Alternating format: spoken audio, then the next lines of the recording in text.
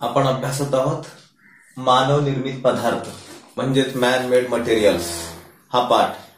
आणि या पाठामध्ये आज आपल्याला अभ्यासायचंय काचेचे गुणधर्म आणि काचेचा पर्यावरणावर होणारा परिणाम काय आहे. या अगोदर आपण काच म्हणजे काय हे अभ्यासलं. कशाला म्हणतात काच? काच हा एक मानवनिर्मित पदार्थ आहे. सिलिका आणि सिलिकेट यांच्या मिश्रणातून तयार झालेला एक अस्फटिकी कठीण परंतु ठिसूळ असा घन पदार्थ म्हणजे असतो काच. म्हणजे काच तयार करण्यासाठी आपल्याला सिलिका, सिलिकेट, चुनखडी यांचा वापर करावा लागतो हे आपल्या लक्षात आलं. आणि काच हा अविघटनशील पदार्थ आहे. जसं प्लास्टिक, थर्मोकोल हे अविघटनशील पदार्थ आहेत, तसा काच सुद्धा अविघटनशील पदार्थ आहेत.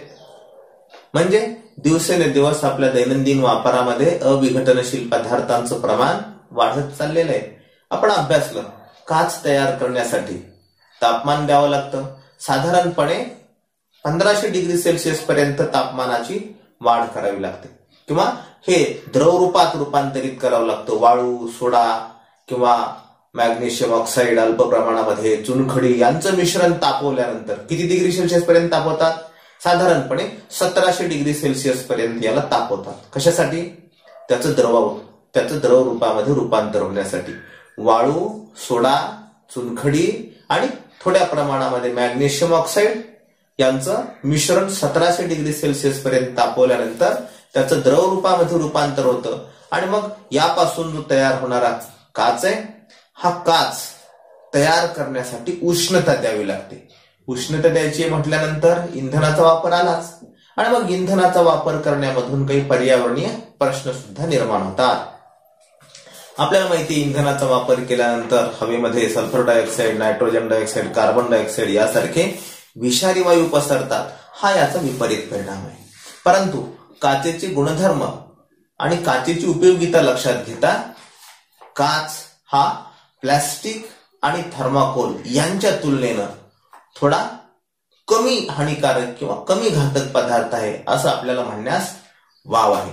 आपण अभ्यासलं हे सगळं मिश्रण भट्टीमध्ये तापवतात.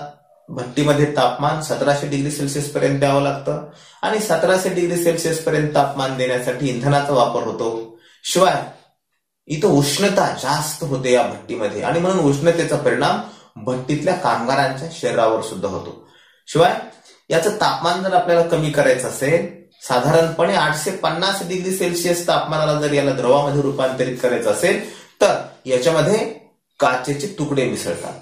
आणि काचेचे तुकडे याच्यामध्ये मिसळल्यानंतर या काचेच्या तुकड्यांना कलेट काच म्हणतात. त्याचं द्रवामध्ये रूपांतर कमी होतं किंवा ते 850 डिग्री सेल्सिअसलाही वितळतात आणि मिश्रणामधले सर्व पदार्थ नंतर त्याचं टेम्परेचर 1500 डिग्री सेल्सिअस पर्यंत तापवतात आणि त्याला एकदम थंड करतात.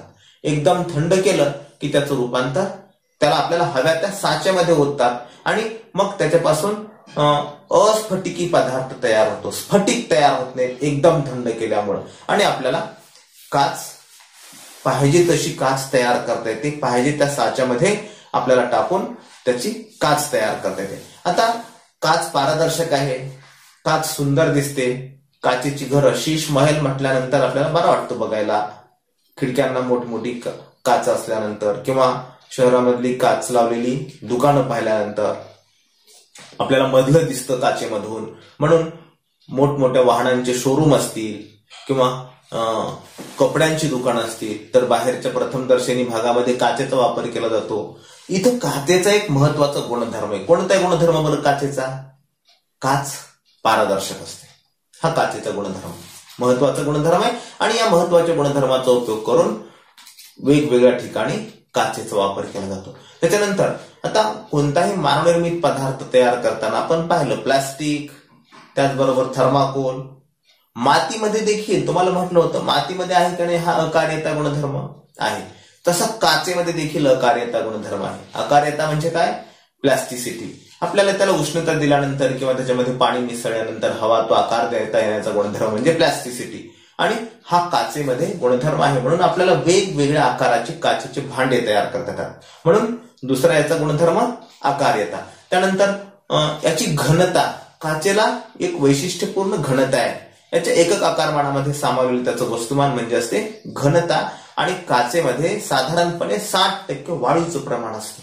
आणि त्याच्यामुळं त्याच्यामध्ये कोणते घटक पदार्थ मिसळलेले आहेत, जसं आपण सुरुवातीला सांगितलं, वाळू, सोडा, थोड्याफार प्रमाणामध्ये मॅग्नेशियम ऑक्साईड आणि चुनखडी यांचं मिश्रण तापवल्यानंतर काच तयार होतो किंवा सोडा लाईम काच तयार होतो. आणि मग या वाळूचं आणि सोड्याचं किंवा सिलिका आणि सिलिकेटच्या प्रमाणानुसार काचेची घनता ही ठरत असते. म्हणजे काचेची घनता त्यांच्या घटक त्या पदार्थावर अवलंबून असते. आणि घनता हे काचेचं वैशिष्ट्य किंवा काचेचा गुणधर्म आहे. त्याच्यानंतर काचेला उष्णता दिल्यानंतर काच उष्णतेची मंद वाहक आहे. एकदम गुड कंडक्टर पण नाही आणि बॅड कंडक्टर पण नाही, परंतु काचेमधून उष्णता हळूवारपणे वाहते. म्हणून बंद काचा असल्यानंतर गाडीमध्ये बसल्यानंतर आपल्याला जास्त गरम होतं. म्हणजे लगेचच जरी गरम होत नसलं तरी आपल्याला थोड्या वेळानंतर काचेच्या घरामध्ये किंवा काचेच्या वाहनामध्ये गरम होतं. म्हणजे काच उष्णतेची मंद वाहक आहे. आणि म्हणून प्रयोगशाळेमध्ये काचेच्या उपकरणांना उष्णता देत असताना ती परीक्षणळी सतत हलती ठेवा असं सांगितलं जातं. का बरं हलती ठेवा? कारण एकाच जागी जर उष्णता दिली तर ती तडकण्याची शक्यता असते. काच उष्णतेची मंद वाहक आहे. हा देखील काचेचा एक महत्वाचा गुणधर्म आहे. जसं मंद वाहक आहे तसे विद्युतची दुर्वाहक आहे. काचेमधून विद्युत धारा वाहत नाही. म्हणून आपण बल्ब काढताना बसवताना होल्डरमध्ये आपण हात लावून जरी धरलं तरी आपल्याला इलेक्ट्रिक शॉक बसत नाही, विजेचा धक्का बसत नाही. म्हणजे विद्युतची दुर्वाहक आहे. आणि पारदर्शक असल्यामुळे तर आपल्याला अनेक ठिकाणी याचा उपयोग करता येतो. आता काचेची पारदर्शकता कमी करण्यासाठी किंवा वाढवण्यासाठी त्याच्यामध्ये वेगवेगळ्या प्रकारचे धातू मिसळतात. उदाहरणार्थ क्रोमियम मिसळतात किंवा व्हॅनेडियम मिसळतात. याच्यामुळे काय होतं, काचेची अपारदर्शकता किंवा काचेमध्ये असणारा पारदर्शकपणा आपल्याला कमी करता येतो, हवा तसा करता येतो. म्हणून काही शहरांमध्ये खिडक्यांची काच किंवा घरांची काच वेगवेगळ्या रंगाची आणि कमी पारदर्शक, अधिक पारदर्शक.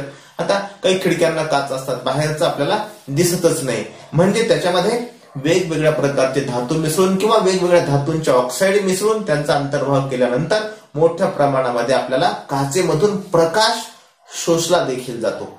आता हे सगळे काचेचे गुणधर्म आहेत. पण काचेची उपयोगिता या गुणधर्मांमुळे आपण वेगवेगळ्या ठिकाणी हे सगळे काच वापरतो. परंतु पर्यावरणावर होणारा याचा परिणाम जर आपण विचारात घेतला तर काच तयार करताना पण अभ्यासलं, साधारणपणे 1500 डिग्री सेल्सिअस पर्यंत तापवावी लागते. नंतर एकदम थंड करतात. आणि एवढं टेम्परेचर द्यायचे म्हणजे त्याला इंधनाचा वापर आला. आणि इंधनाच्या वापरामधून कार्बन डायऑक्साईड, सल्फर डायऑक्साईड किंवा नायट्रोजन डायऑक्साईड यासारखे विषारी वायू किंवा हे हरितगृह वायू आहेत. हरितगृह वायू म्हणजे काय? उष्णता रोखून धरणारे, तापमान वाढवणारे वायू आहेत. आणि मग तापमान वाढवणारे वायू जर पृथ्वीवर वाढत गेले तर पृथ्वीचं तापमान दिवसेंदिवस वाढत आहे. इथं वातावरणामध्ये बदल या सगळ्या वायूंमुळे होत आहे. आणि म्हणून या दृष्टीनं काच तयार करणे हे पर्यावरणीय दृष्टीनं हानिकारक किंवा घातक आहे. जसं हे आहे तसं दिसायलाही सुंदर आहे म्हणून दिवसेंदिवस काचेचा वापर घरांमध्ये, बांधकामामध्ये वाढत आहे. आणि काच हा उष्णतेचा मंद वाहक असल्या कारणानं काचेच्या घरामध्ये किंवा ज्या दुकानांना काच लावलेली आहे त्या दुकानामध्ये जास्त गरम होतं. आणि जास्त गरम होतं म्हणून ते काय करतात, कायम एसी चालू ठेवतात, म्हणजे वातानुकूलित यंत्र. परत वातानुकूलित यंत्रामधून क्लोरोफ्लोरोकार्बन वायू बाहेर पडतो. आणि हा क्लोरोफ्लोरोकार्बन बाहेर पडल्यानंतर हा विषारी वायू आहे. म्हणजे एसी चालवण्यासाठी विजेची आवश्यकता लागते, काच तयार करण्यासाठी इंधनाची आवश्यकता लागते. आणि काचेची घरं सुंदर दिसतात म्हणून वापराकडे अधिक कल आहे. म्हणजे आपण एकेका या दुष्टचक्रामध्ये अडकत चाललेलो आहोत. आणि ह्या सगळ्यांचा परिणाम आपल्या पर्यावरणावर होत असतो. शिवाय काचेची एक चांगली बाब जर विचारात घ्यायची झाली तर काच अविघटनशील जरी असला तरी आपल्याला काचेचं पुनर्चक्रीकरण करता येतं. प्लास्टिक किंवा थर्माकोलचं जर पुनर्चक्रीकरण सुद्धा सहज करता येणं शक्य नाही, परंतु काचेचं पुनर्चक्रीकरण करता येतं. आणि मग पुनर्चक्रीकरण केल्यानंतर काही प्रमाणामध्ये पर्यावरणाला होणारे धोके टाळता येतात. कोणते धोके टाळता येतात? आता मी एका काचेच्या दुकानात गेलो होतो, त्या दुकानदाराला विचारले फुटक्या काचांचं काय करतो, तर तो म्हणलं काय नाही, जास्त नाही तर असं फुटके काच म्हणून लांब नेऊन टाकतो कुठेतरी बाहेर. कुठं टाकतो? बाहेर रस्त्याच्या कडेला टाकतो. आपण घरातला फुटका बल्ब कुठं नेऊन टाकतो? बघा कुठं फेकून देतो. त्याचं काय करतो आपण?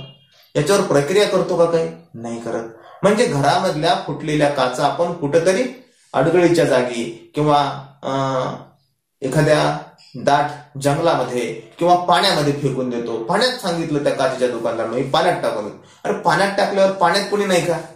आपल्या सगळ्या सजीवांची उत्पत्तीच पाण्यामधून झाली. मग पाण्यामधील जलचरांच्या अधिवासावर याचा विपरीत परिणाम होणार नाही का? निश्चित होतो. शिवाय शहरामध्ये जे सफाई कामगार असतात, मग नगरपंचायतीचे असतील, महानगरपालिकेचे असतील किंवा खेड्यामध्ये ग्रामपंचायतचा शिपाई असेल, तर त्याला त्या नाल्या, तुंबलेल्या नाल्या काढताना नाल्यात जर काच असली अडकलेली तर त्याच्या हाताला इजा होईल की नाही, जखमा होतील की नाही. शिवाय काच पायात रुतला, समजा चिखलामध्ये मातीमध्ये आपण ही काच टाकली तर यामुळे सुद्धा गंभीर समस्या होतात. आणि पर्यावरणावर होणाऱ्या या समस्यांचा विचार केल्यानंतर जलचरांच्या अधिवासावर होणारा परिणाम, शिवाय आपण कुठेतरी एखाद्या गवताळ प्रदेशामध्ये टाकून दिलं, शेतामध्ये टाकून दिली, शेतात काम करणारा शेतकरी असेल किंवा जनावरं गुरं चरताना त्यांच्या तोंडाला लागण्याची शक्यता असते, जनावरांच्या पायात घुसण्याची शक्यता असते काच. आणि काच अविघटनशील आहे, शिवाय धारदार देखील असतो.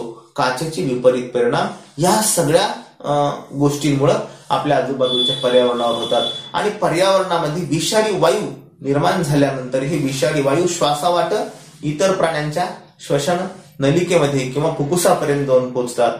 शिवाय दिवसेंदिवस वाढत जाणारं वातावरणाचं तापमान आणि सल्फर डायऑक्साईड सारखा वायू जर वातावरणामध्ये मिसळला तर पडणाऱ्या पावसाच्या पाण्यासोबत सल्फर डायऑक्साईडची रासायनिक अभिक्रिया झाली तर सल्फ्युरिक आम्लाच्या रूपात पाऊस पडतो, म्हणजे हा अंमली पाऊस झाला. कार्बन डायऑक्साईडची पडणाऱ्या पावसाच्या पाण्यासोबत रासायनिक अभिक्रिया झाली किंवा हवेतील बाष्पाशी रासायनिक अभिक्रिया झाली तर कार्बोनिक आम्ल तयार झालं. शिवाय हे हरितगृह वायू इथं उष्णता रोखून धरतात, त्यामुळे पृथ्वीचं तापमान वाढायला लागलेलं आहे, म्हणजे ग्लोबल वॉर्मिंग. आणि ग्लोबल वॉर्मिंग झालं तर काय होईल? दिवसेंदिवस वाढणाऱ्या तापमानाचा परिणाम म्हणून पृथ्वीवर असणारे जे बर्फाच्छादित प्रदेश आहेत हे बर्फाच्छादित प्रदेश वितळू लागले. मग बर्फाच्छादित प्रदेश वितळल्यानंतर काय होणार आहे? आणखीन त्याचं पाण्यामध्ये रूपांतर होईल. हे पाणी नदीमार्फत, ओढ्यामार्फत वाहत समुद्राला जाईल, समुद्राच्या पाणी पातळीमध्ये वाढ होईल. आणि समुद्रकिनारी असणारी जी शहरं आहेत किंवा जी घरं आहेत, गावं आहेत, त्यांच्या राहण्याच्या ठिकाणावर किंवा त्यांच्या जागेचा प्रश्न निर्माण होईल. अगोदरच पृथ्वीवर 71% पाणी आणि पाणी समुद्रामध्ये जाईल. समुद्राची लेवल वाढणं हे देखील सजीवासाठी घातक आहे. येत्या काही दिवसामध्ये असंच जर ग्लोबल वॉर्मिंग वाढत राहिलं, जागतिक तापमान वाढ किंवा पृथ्वीच्या हवामानामध्ये होत असणारा जो बदल आहे, पृथ्वी लगतचं हवामान बदलत चाललेलं आहे, या सगळ्यांचा परिणाम म्हणून पर्यावरणाच्या अभ्यासक या निष्कर्षापर्यंत आलेले की इथं समुद्र किनारी असणारी जी शहरं आहेत मोठी किंवा त्यांच्या समुद्राच्या बाजूला असणारे जे आदिवासांची ठिकाणे, वस्त्या, त्या समुद्रामध्ये बुडून जातील. म्हणजे एकंदरीत दिवसेंदिवस वाढत जाणारा आपला कृत्रिम पदार्थांचा, मानवनिर्मित पदार्थांचा वापर हा पर्यावरणीय दृष्ट्या घातक आहे. हे सगळं आपल्याला यावरून लक्षात येतं.